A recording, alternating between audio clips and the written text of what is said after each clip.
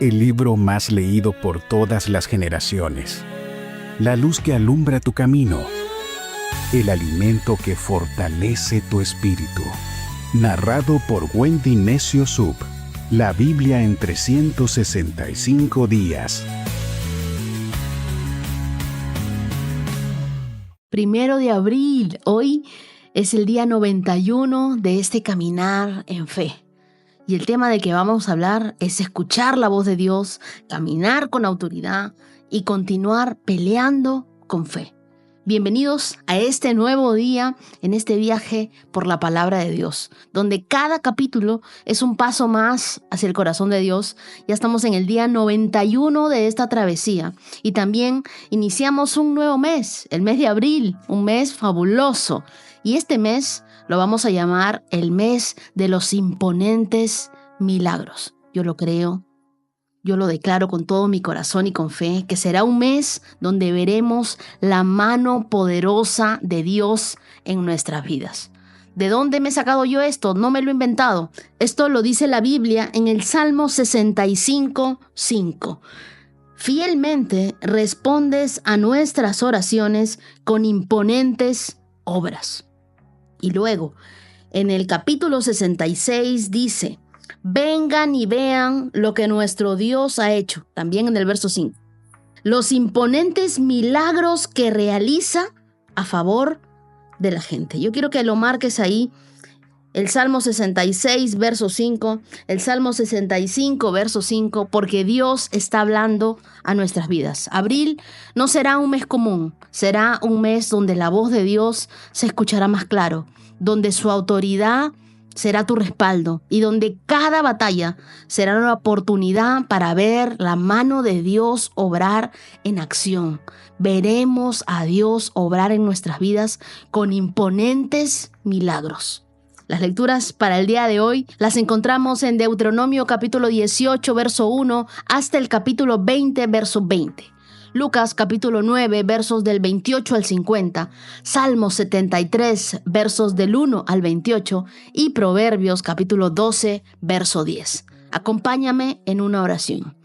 Dios, hoy nos presentamos con un corazón expectante por este nuevo mes. Gracias por estos 91 días caminando contigo, porque nunca nos has soltado de la mano, porque siempre nos has bendecido, porque siempre has hablado directo a nuestro corazón. Gracias porque nos permites comenzar un nuevo mes bajo tu palabra. Declaramos que este mes de abril será un mes de milagros visibles, de direcciones claras, un mes con autoridad espiritual renovada. Abre nuestros oídos para escuchar tu voz. Afirma nuestros pasos para caminar con confianza. Fortalece nuestra fe para pelear con convicción.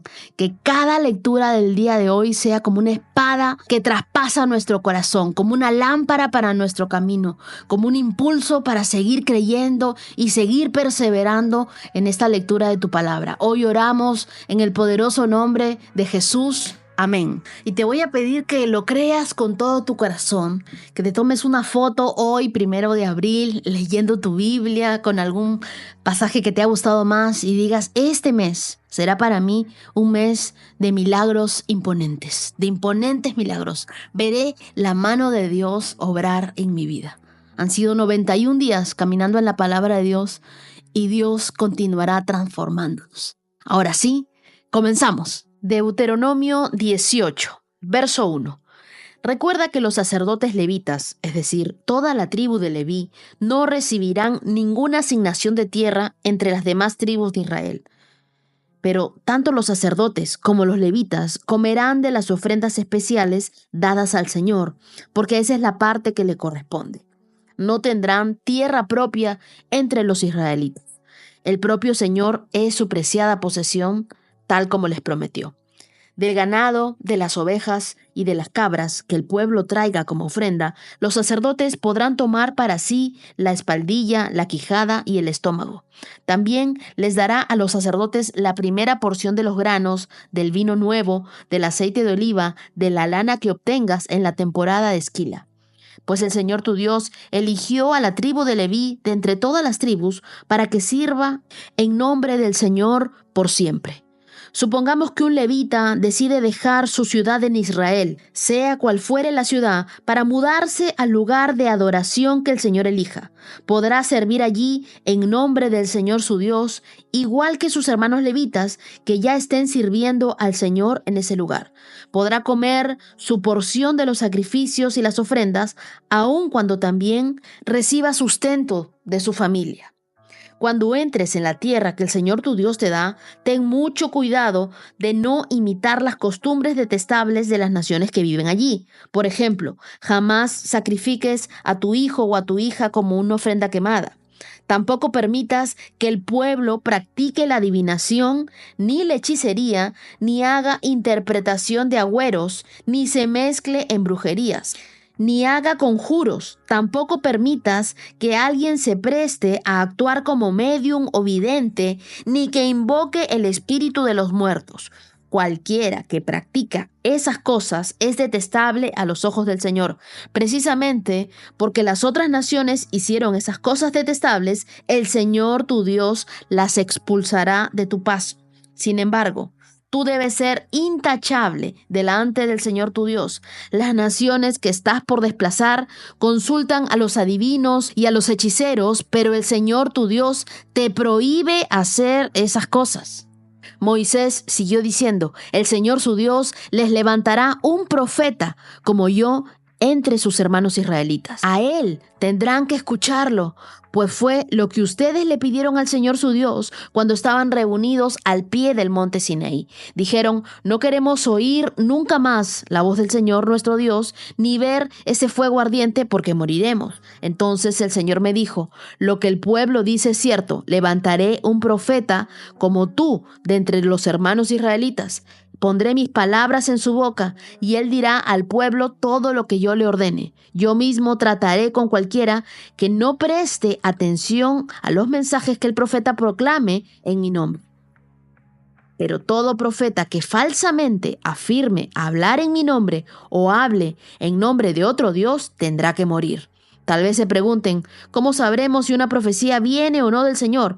Si el profeta habla en el nombre del Señor, pero su profecía no se cumple, ni ocurre lo que predice, ustedes sabrán que ese mensaje no proviene del Señor y ese profeta habló sin el respaldo de mi autoridad y no tienen que temerle.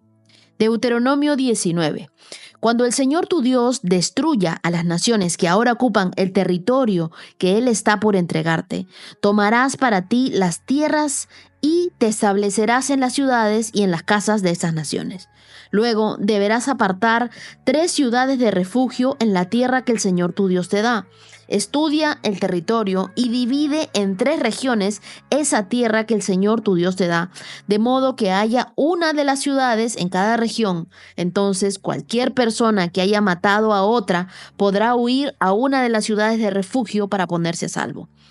Si un individuo mata a otro accidentalmente y sin enemistad previa, el responsable de la muerte podrá huir a cualquiera de esas ciudades para vivir a salvo. Por ejemplo, supongamos que una persona va con un vecino a cortar leña del bosque y cada uno de los dos levanta el hacha para cortar el árbol. La cabeza del hacha se desprende del mango y mata a la otra persona. En tales casos, el responsable de la muerte puede huir a una de las ciudades de refugio para vivir a salvo.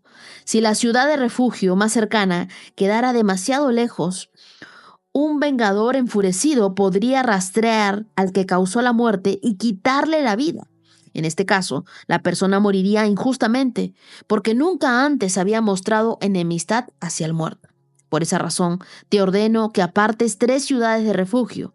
Si el Señor tu Dios extiende tu territorio, como le juró a tus antepasados, y te entrega toda la tierra que les prometió, deberás designar otras ciudades de refugio adicionales. Él te dará esa tierra si aseguras de obedecer todos los mandatos que te di, es decir, si siempre amas al Señor tu Dios y andas en sus caminos. De esa manera evitarás que mueran personas inocentes en la tierra que el Señor tu Dios te da como tu preciada posesión. Entonces, no serás responsable de la muerte de los inocentes. Pero supongamos que alguien está enemistado con un vecino y le tiende una emboscada a propósito y lo mata. y luego huye a una de las ciudades de refugio. En ese caso, los ancianos de la ciudad del asesino enviarán representantes a la ciudad de refugio para traerlo de regreso y entregarlo al vengador del muerto para que le quite la vida. No sientas lástima por ese asesino. Limpia a Israel de la culpa de asesinar a personas inocentes. Entonces, todo te saldrá bien. Cuando llegues a la tierra que el Señor tu Dios te da como preciada posesión, nunca le robes terreno a otro cambiando de lugar los límites de propiedad que tus antepasados establecieron. No condenes a nadie por algún crimen o delito basado en el testimonio de un solo testigo. Los hechos del caso deben ser establecidos por el testimonio de 2 o 3 testigos. Si un testigo malicioso se presenta y acusa a alguien de haber cometido algún crimen o delito, tanto el que acusa como el acusado deberán presentarse ante el Señor al acudir a los sacerdotes o a los jueces que están en ejercicio en estos días. Los jueces tendrán que investigar el caso a fondo si el acusador presentara cargos falsos contra otro israelita. Le impondrás a él la sentencia que pretendía para la otra persona. De ese modo, limpiarás esa maldad que hay en medio de ti. Entonces, el resto del pueblo se enterará del caso y tendrá temor de cometer semejante maldad. No muestres compasión por el culpable. La regla que seguirás es de por vida. Ojo por ojo, diente por diente, mano por mano, pie por pie. Deuteronomio capítulo 20. Cuando salgas a luchar contra tus enemigos y te enfrentes con caballos, carros de guerra, con un ejército más numeroso que el tuyo, no tengas miedo. El Señor tu Dios, quien te sacó de la tierra de Egipto, está contigo.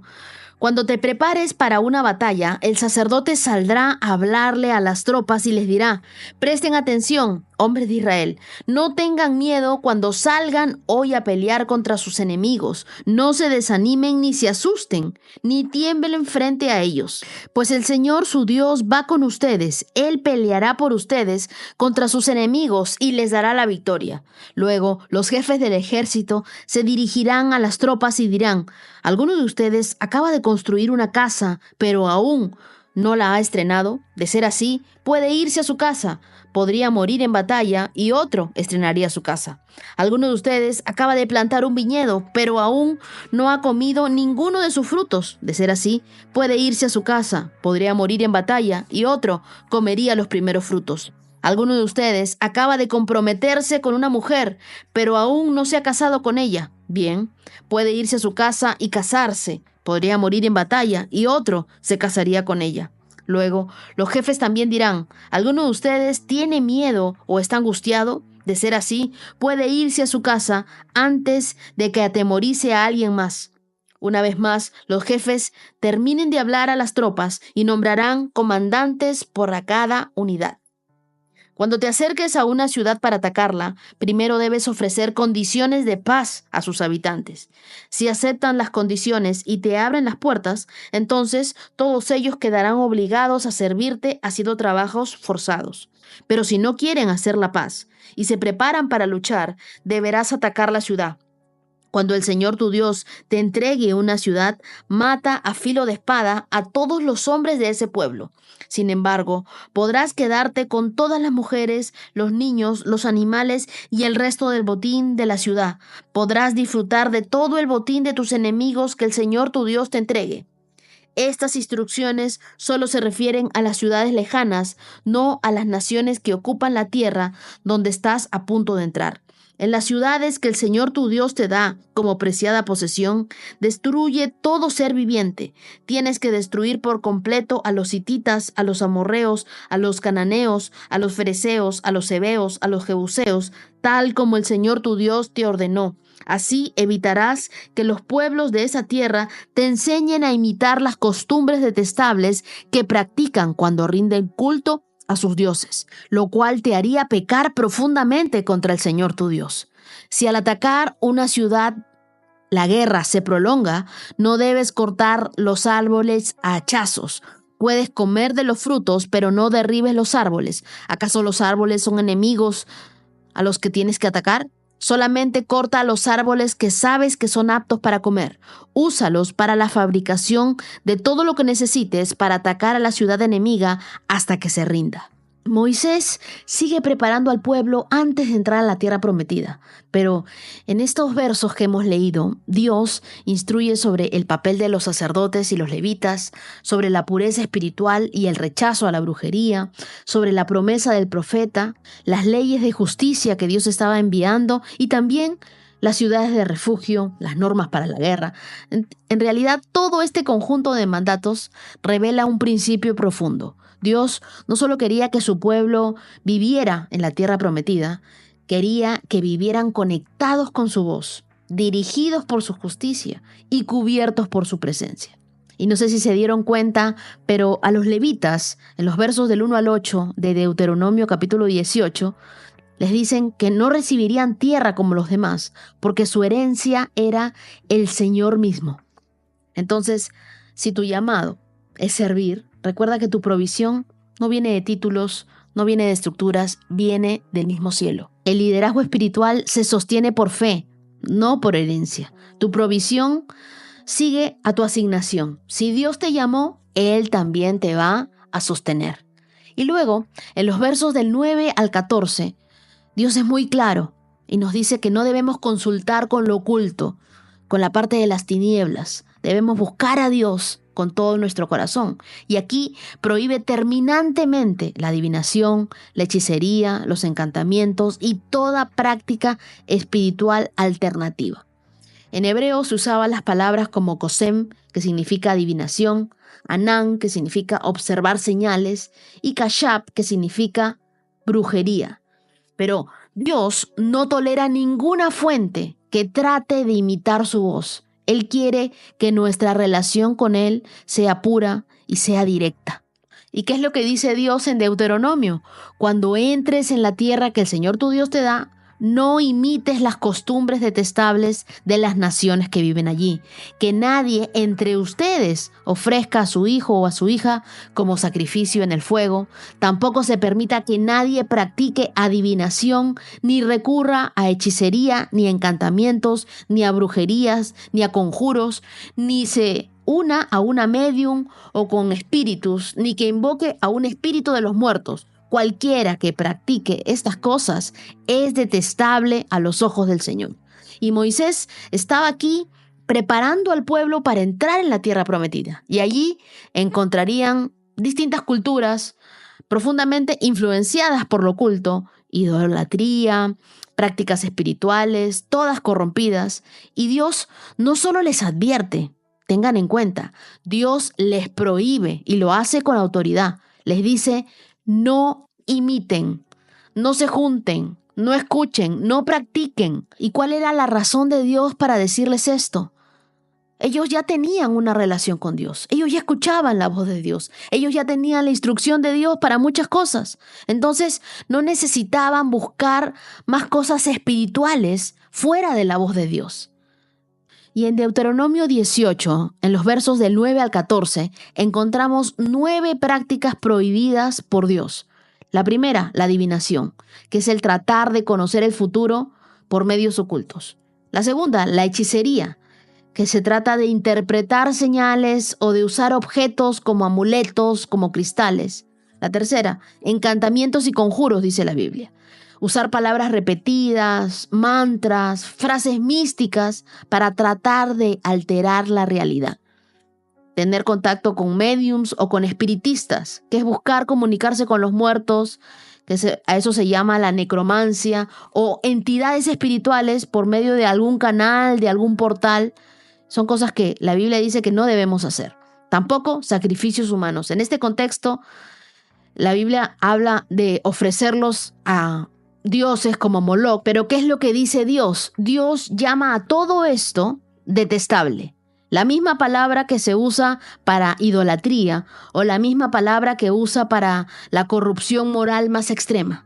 Esto es detestable. Hoy en día, estas prácticas no han desaparecido, se han sofisticado, es más, se han hecho trends. Entonces, las vemos en los horóscopos, en la astrología y están incluidas en el entretenimiento, en las películas. la lectura de las cartas, el tarot virtual, rituales de luna llena, cristales, reiki, numerología, ángeles canalizados, oraciones para energías, conexión con el universo, canales hablando de espíritus, canales en TikTok, normalizando la brujería. Pero no importa el nombre, ni tampoco el envoltorio. Si buscas poder o si buscas dirección fuera de la palabra de Dios, estás abriendo una puerta peligrosa que Dios dice es detestable. No necesitas que el universo te responda cuando el creador del universo ya te está hablando en la Biblia. La desesperación por el control lleva a muchos a buscar atajos espirituales que solo abren puertas al enemigo. El ocultismo moderno ya no se esconde, se viste de tendencia y no puedes seguir a Jesús con una mano y tomar el tarot con la otra. Me escribió una joven creyente y me contó que comenzó a seguir a influencers espirituales de luz y sin darse cuenta se vio atrapada en prácticas de meditación y eran prácticas de meditación guiadas con invocaciones. Ella tuvo crisis de ansiedad, tuvo mucha confusión, hasta que volvió a la palabra de Dios. Rompió con todo eso y testificó y me dijo, lo que parecía inofensivo me estaba alejando de la voz de Dios, pero la Biblia me trajo de vuelta. Y aquí te voy a recomendar hacer 3 cosas. Lo primero, que siempre renueves tu altar personal con Dios. No dejes espacios vacíos para que otras voces la llenen. Llénate de la palabra de Dios, llénate de oración, llénate de adoración. Así que siempre renueva tu comunión con Dios. Ten tu tiempo devocional con Dios. Porque siempre lo digo, quien come Biblia no come cuentos. Así que si tú estás leyendo la Biblia, vas a saber diferenciar qué cosa viene de Dios y qué cosa no viene de Dios. Lo segundo, educa a otros con amor. Muchos no saben lo que están abriendo, no saben las terribles consecuencias que tienen. Usa tu testimonio para hablar con verdad, pero también para hablar con compasión. Y lo tercero, examina tus hábitos. ¿Consultas primero a Dios? ¿O consultas primero a los signos zodiacales o a apps místicas? ¿O te llama la atención todas las cosas ocultas? El Espíritu Santo no es una opción. Es la única voz segura que tú y yo tenemos. Me gustaría que me acompañes en una oración. Dios, líbrame de toda voz que no venga de ti. Cierra toda puerta que abrí sin saber o sabiendo. Renueva en mí hambre por tu verdad, por tu palabra, sensibilidad para escuchar tu voz. Hoy rompo con toda práctica, con toda creencia, con todo mal hábito que hoy entiendo que es detestable para ti. Hoy rompo con todo eso. No quiero que nada compita con tu trono en mi vida, con tu autoridad en mi vida. Declaro, Dios, que tú eres mi guía, que tú eres mi Dios, que tú eres mi única fuente, que tú eres todo para mí, Señor. Tú eres mi verdad absoluta y creo en eso. Oro en el nombre de Jesús. Amén. En Deuteronomio 19 se anuncian nuevamente ciudades de refugio, ciudades donde Dios mostraba misericordia. Dios establecía estos lugares seguros para quienes cometieran homicidio involuntario, para aquellos que estaban buscando el equilibrio perfecto, una justicia sin venganza. Y nosotros sabemos que Dios no es un juez cruel, sino Él es un protector del inocente. Y todos necesitamos un refugio en medio de nuestras caídas. Dios es ese refugio para nosotros hoy. Ese refugio es Cristo. Entonces, la cruz no solo fue un lugar de muerte, fue una ciudad de refugio para nuestras almas rotas. Cada vez que tú te sientas que has caído, que has fallado a Dios, puedes buscar a Él. La Biblia dice que nosotros podemos acercarnos confiadamente al trono de su gracia. Nosotros podemos volver a buscar una oportunidad en Dios y Él nos levanta. Dios es nuestra ciudad de refugio. Y luego vemos en Deuteronomio capítulo 20 las normas que da Dios para la guerra. Pero no nos deja solos en la batalla. Él nos recuerda que Él pelea con nosotros. Este capítulo nos enseña principios para la batalla. Y son principios que aún tienen eco el día de hoy. Por ejemplo, el verso 2 dice, antes de ir a la guerra, el sacerdote hablaba al pueblo. Verso 4, se les recordaba, no tengan miedo, el Señor va con ustedes. Y en el versos del 5 al 8, si habían a alguien distraído, miedoso, recién casado, se le permitía no ir, ¿no? Pero qué poderoso, ¿no? Porque Dios no quiere soldados distraídos ni corazones divididos. Él quiere guerreros que estén dispuestos a batallar. Pero no toda la batalla es tuya. En todas las batallas que Dios te mande, Él peleará contigo. Dios no los lanzó a una tierra prometida sin dirección. Él les dio sacerdotes para guiarlos, profetas para hablarles, justicia para protegerlos y su voz para sostenerlos. Haz espacio diario entonces para oír la voz de Dios. Cierra otras voces, abre la palabra de Dios y escúchala con intención. Evalúa tus batallas. ¿Estás peleando algo para lo que Dios no te llamó? No todo conflicto es tuyo. Pide discernimiento a Dios. Lucas 9, verso 28. Cerca de 8 días después, Jesús llevó a Pedro, a Juan, a Santiago a una montaña para orar. Mientras oraba, la apariencia de su rostro se transformó y su ropa se volvió blanca resplandeciente. De repente, aparecieron 2 hombres, Moisés y Elías, y comenzaron a hablar con Jesús. Se veían llenos de gloria y hablaban sobre la partida de Jesús de este mundo, lo cual estaba a punto de cumplirse en Jerusalén. Pedro y los otros durmieron. Cuando despertaron, vieron la gloria de Jesús y los 2 hombres de pie junto a él. Cuando Moisés y Elías comenzaron a irse, Pedro, sin saber siquiera lo que decía, exclamó: «Maestro, es maravilloso que estemos aquí. Hagamos 3 enramadas como recordatorios, una para ti, una para Moisés y otra para Elías». Pero no había terminado de hablar cuando una nube los cubrió. Y mientras los cubría, se llenaron de miedo.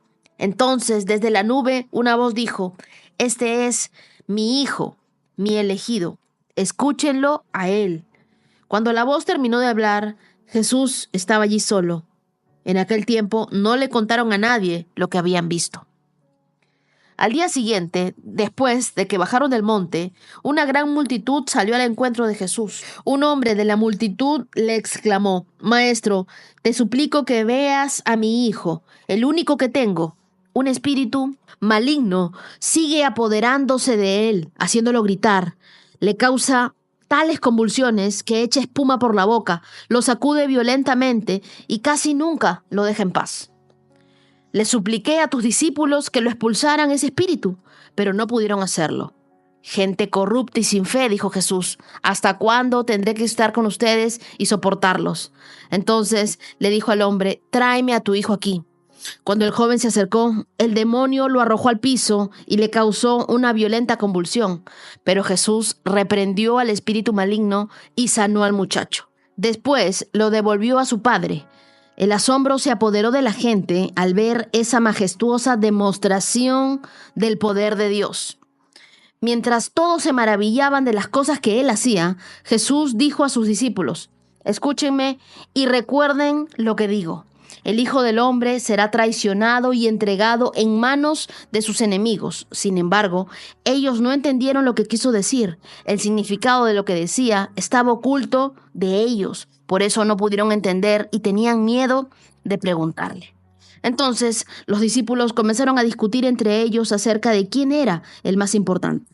Pero Jesús conocía lo que ellos pensaban, así que trajo al niño y lo puso a su lado.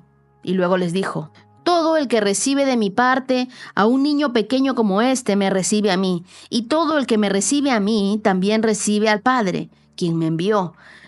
El más insignificante entre ustedes es el más importante». Juan le dijo a Jesús: «Maestro, vimos a alguien usar tu nombre para expulsar demonios, pero le dijimos que no lo hiciera porque no pertenece a nuestro grupo». Y Jesús le dijo: «No lo detengan. Todo el que no está en contra de ustedes está a su favor». El verso 29 dice que mientras oraba, la apariencia de su rostro se transformó y su ropa se volvió blanca y resplandeciente. A este momento se le conoce como la transfiguración. Es el mismo que Pablo usa en Romanos capítulo 12, verso 2, que dice que debemos ser transformados por medio de la renovación. Pero Jesús no se volvió alguien distinto, simplemente mostró lo que él ya era. su gloria se manifestó. Jesús mostró su gloria a los 3 discípulos con los que estaba en ese momento, pero no como un espectáculo, sino como una preparación para lo que vendría en la cruz. Nosotros no podemos vivir de ese monte de la gloria si no estamos dispuestos a luego bajar y servir en el valle del dolor. Yo te pregunto, ¿tú tienes momentos íntimos con Dios? ¿Qué haces con eso que Dios te revela en lo secreto? Porque muchos de nosotros, Dios nos está hablando en la Biblia, tenemos momentos especiales con Dios, pero ¿qué es lo que estamos haciendo con eso? No es para guardarlo, es para compartirlo, es para cargarlo con humildad, es para expresar nuestra fe. Lo siguiente que nos dice la Biblia en el verso 35 es que Dios dijo, este es mi Hijo, escúchenlo a Él. Y esta es una afirmación del Padre sobre el ministerio de Jesús. Él ya no era el predicador, el hijo del carpintero, el sanador, el maestro. Él es el Hijo del Dios viviente. Y yo creo que hoy en día Dios sigue diciéndonos lo mismo. Escúchenlo a Él. ¿De qué depende tu fe el día de hoy? ¿De lo que escuchas en redes sociales, de lo que escuchas en las noticias, de lo que escuchas de los médicos o de lo que escuchas de Jesús en la palabra de Dios? Antes de cada decisión, pregúntate, ¿qué dice Jesús sobre esto? Haz que su voz sea tu filtro. Y luego en los versos del 46 al 48, los discípulos discuten por quién es el más importante. Y Jesús trae a un niño, lo pone de ejemplo y dice, el más insignificante entre ustedes es el más importante. En el reino, el poder se expresa a través del servicio. En el cielo, no gana quien más lidera, sino quien más ama con profundidad. ¿Qué lugar estás buscando tú? ¿El más importante? ¿El de mayor visibilidad? ¿O aquel que cumpla tu propósito? ¿Qué quieres? ¿Aplausos? ¿Obediencia? Haz algo el día de hoy por alguien que no puede devolverte el favor. Y en los versos 49 y 50 es la primera vez que veo en el Nuevo Testamento los celos espirituales, ¿no? Ellos le dijeron, maestro, vimos a alguien expulsando demonios en tu nombre y tratamos de impedírselo, porque no es de nuestro grupo. Y Jesús les responde con una lección increíble. Dice, el que no está contra ustedes, está a favor de ustedes. Y es que para Jesús, en su reino, no hay competencia, hay colaboración. Cuando tú entiendes tu asignación, dejas de sentirte amenazado por la unción de otros. La unción que Dios le ha dado a otros, eso es lo que Él ha querido darle. A cada uno nos da de acuerdo a como Él quiere. No todos estamos llamados a hablar lo mismo, ni a hacer lo mismo, ni a decir lo mismo. A cada uno Dios le ha dado una unción especial. Y si tú sientes celos, sientes envidia por lo que otros tienen, deberías preguntarte, ¿me cuesta celebrar el ministerio o el éxito de alguna persona? ¿Estoy sirviendo desde mi inseguridad o estoy sirviendo desde mi identidad? Ora esta semana y pídele a Dios que te muestre cómo estás tú en cuestión de celos, de envidia. ¿Tú te estás comparando o estás aprendiendo a colaborar, a sumar esfuerzos? Salmo 73. En verdad Dios es bueno con Israel, con los de corazón puro. Pero en cuanto a mí, casi perdí el equilibrio, mis pies resbalaron, estuve a punto de caer, porque envidiaba a los orgullosos. Miren, justo venimos leyendo sobre eso. Cuando los veía prosperar a pesar de su maldad, pareciera que viven sin problemas, tienen el cuerpo tan sano y fuerte, no tienen dificultades como otras personas, no están llenos de problemas como los demás, lucen su orgullo como un collar de piedras preciosas y se visten de crueldad. Están gordos, ricachones, tienen todo lo que su corazón desea. Se burlan y hablan solo maldades, en su orgullo procuran aplastar a otros. Se jactan contra los cielos mismos y sus palabras se pasean presuntuosas por toda la tierra. Entonces la gente se desanima y se confunde al tragarse todas esas palabras. ¿Y qué sabe Dios?, preguntan. ¿Acaso el Altísimo sabe lo que está pasando? Miren, estos perversos disfrutan de una vida fácil mientras sus riquezas se multiplican. ¿Conservé puro mi corazón en vano? ¿Me mantuve en inocencia sin ninguna razón? En todo el día no consigo más que problemas. Cada mañana me trae dolor.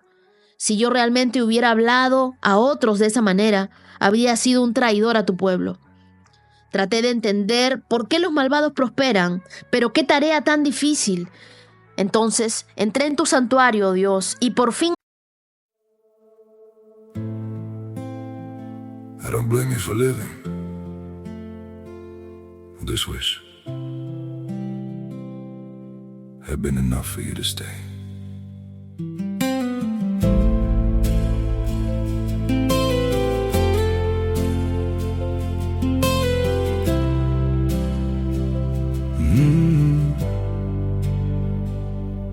I saw it coming in the way you changed, in the silence between your words.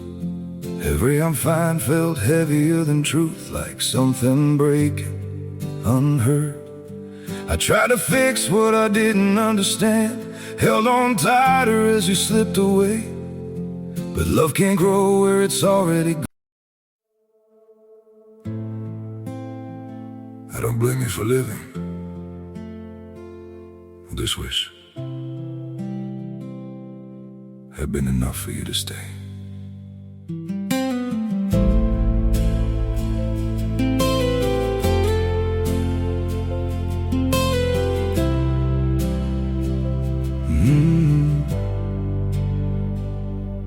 I saw it coming in the way you changed, in the silence between your words. Every I'm fine felt heavier than truth, like something breaking unheard.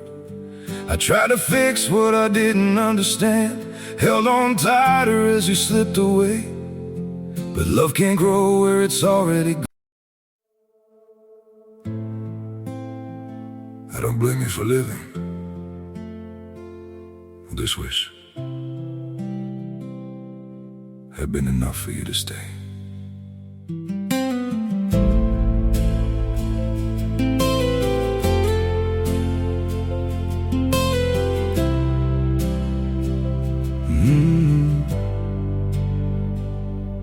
I saw it coming in the way you changed, in the silence between your words. Every I'm fine felt heavier than truth, like something breaking unheard. Entendí el destino de los perversos. En verdad, los pones en un camino resbaladizo y haces que se deslicen por el precipicio hacia su ruina. Al instante quedan destruidos, totalmente consumidos por sus terrores.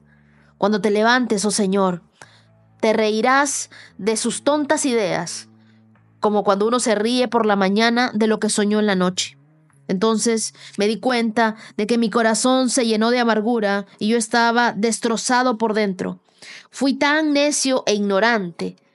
Debo haber parecido un animal sin entendimiento. Sin embargo, todavía te pertenezco. Me tomas de la mano derecha, me guías con tu consejo y me conduces a un destino glorioso. ¿A quién tengo en el cielo sino a ti?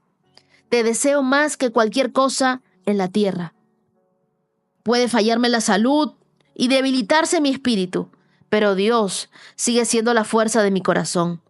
Él es mío para siempre. Los que lo abandonen perecerán, porque tú destruyes a los que se alejan de ti. En cuanto a mí, qué bueno es estar cerca de Dios. Hice al Señor soberano mi refugio, y a todos les contaré las maravillas que haces. Este salmo fue escrito por Asaf, un músico levita encargado del ministerio de adoración en el templo. Y es lo que la Biblia nos dice en Primera de Crónicas, capítulo 16, versos del 4 al 7.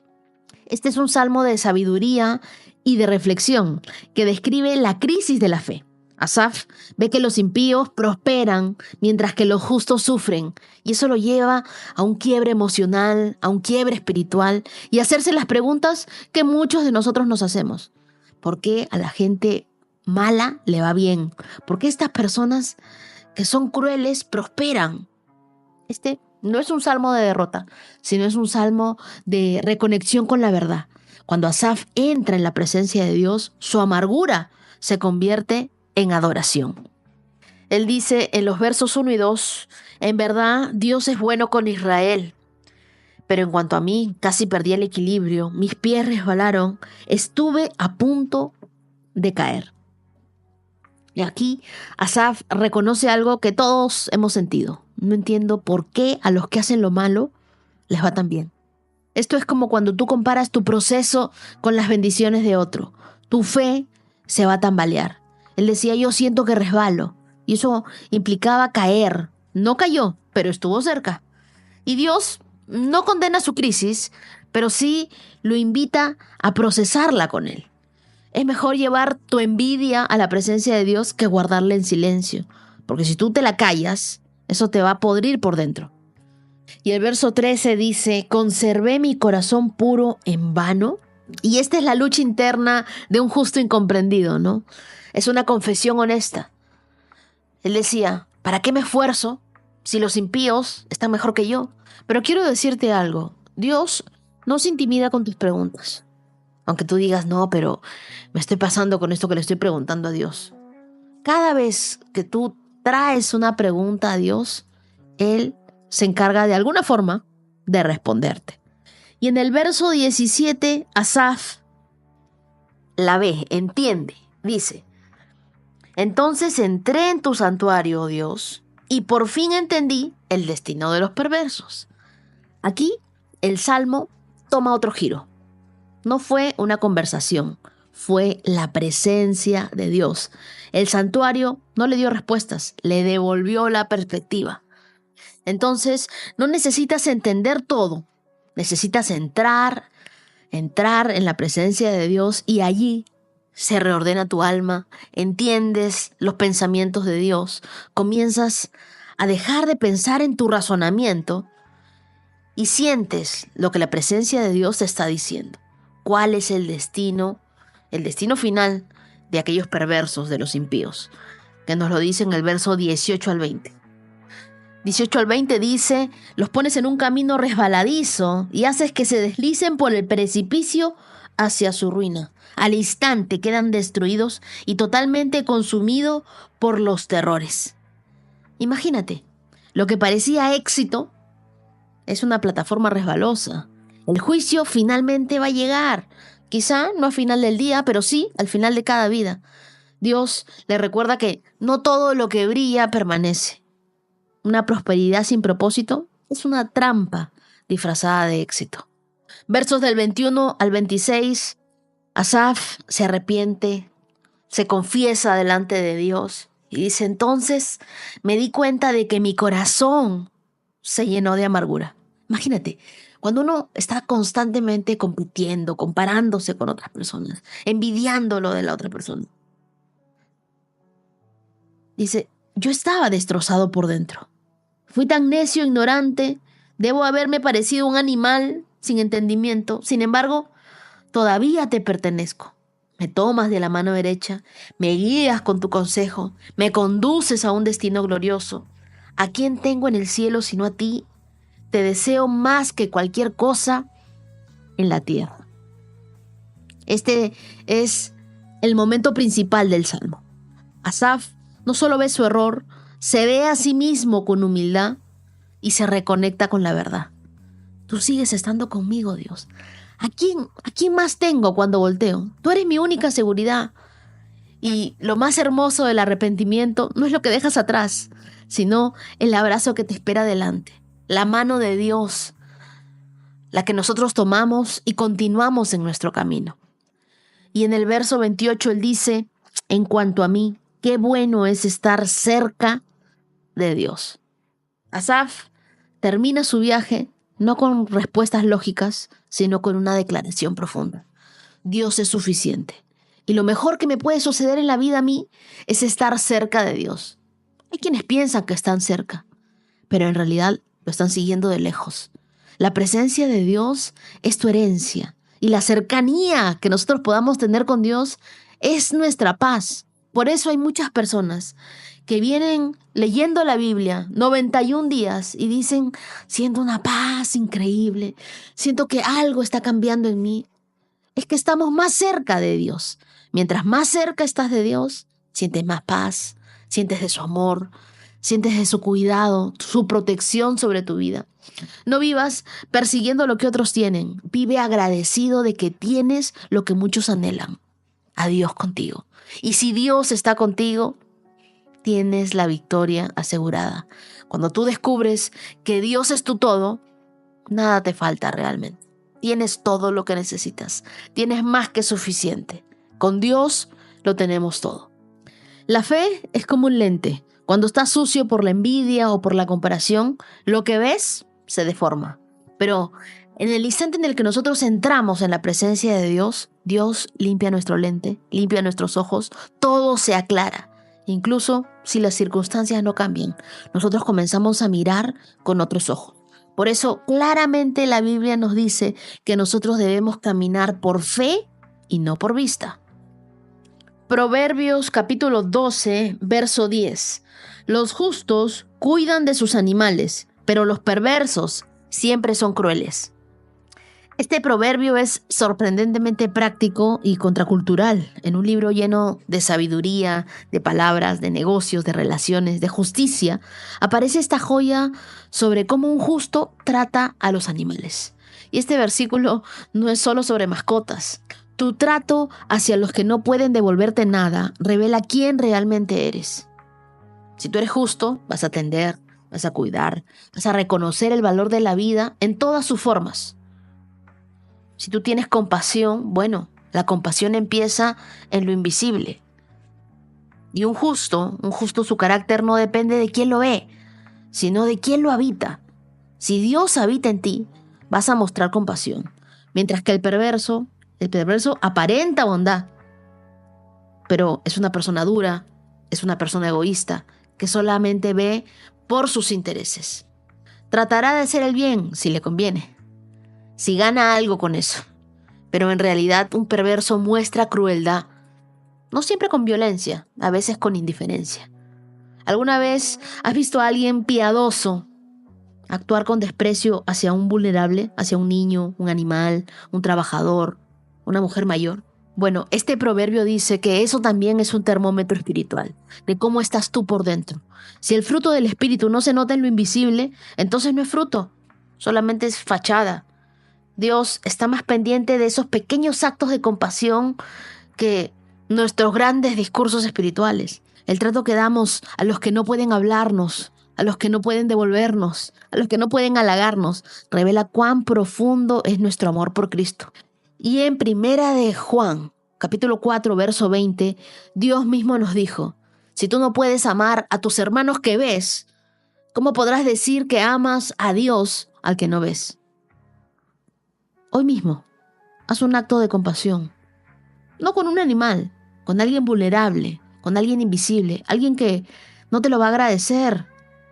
No lo publiques, solamente hazlo. Y también revisa tus pensamientos. ¿Juzgas como poca cosa las necesidades de otras personas?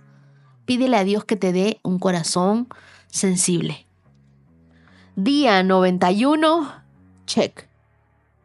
Y antes de cerrar este episodio, es momento de celebrar la vida y también el amor.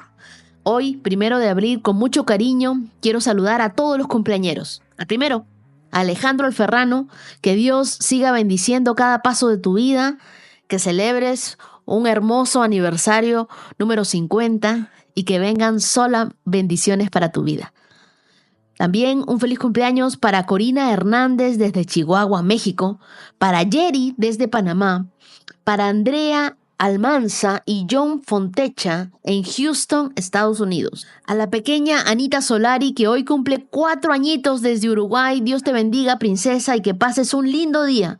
También para Cristóbal Alvarado desde Concepción, Chile. Él es un consentido de Dios y tú sabes por qué te lo digo. Constantemente Dios te da regalos y te bendice. También feliz cumpleaños para Silvia Jiménez en Tijuana, México, para Yeribet Rosado desde Panamá y también para Daniel Escobar, un colombiano con un gran propósito. Feliz cumpleaños para Silvia Yolanda Serrano, que tu día esté lleno de alegría y de bendiciones. Y también para Andrea Tatis Ricaute desde Barranquilla, Colombia. Y también para Doris Corina Hernández desde Chihuahua, México. Además, celebramos el amor de Shulais y Matías Javier Lipovietsky. Espero haber pronunciado bien tu apellido, que hoy cumplen 15 años juntos. Que el Señor siga fortaleciendo su unión, escribiendo con ustedes una nueva historia de amor, de fe y de propósito. Qué bendición cada día celebrar con cada uno de ustedes y gracias por hacerme parte de esta familia de fe.